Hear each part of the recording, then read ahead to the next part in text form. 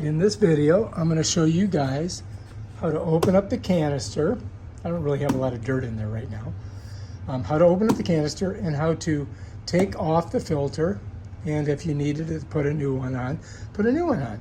It's really simple, really, this thing. You just pop the sides. Make sure you don't get your finger caught there. On both sides like that. And then this whole canister just raises up like that. And then you can set it down. Look, I did a little bit of sweeping. Anyway, here it is. It's on the bottom.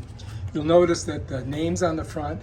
The name goes where this is when you put it back. We're going to show you that anyway. And if you look here, you're going to see on the bottom of it, it's telling you about locked and unlocked position. So right now it's in a locked position. You see that? But what I got to do is I got to move it to the unlocked. So what I usually do is just put my little feeties on there, twist it, and then I just pull, just like that. And that's it.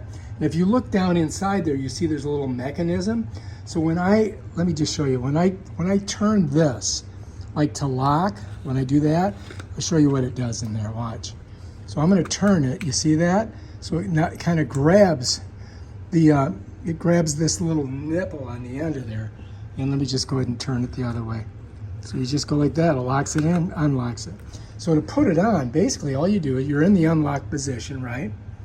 And what you do is you just push it down, just like that. And then you twist it to lock. And now you can't pull it off, all right? And that's it, basically. So whenever you want to change your filter, that's how you do it. Now, to get it back on the machine, all you have to do is pick it up and set it right like this. Just right on there. You want to make sure the cord's not in there. All right, just like that, okay? So then you just come to the side and just snap it. Just like that. Bam. And Bob's your uncle. That's it right there.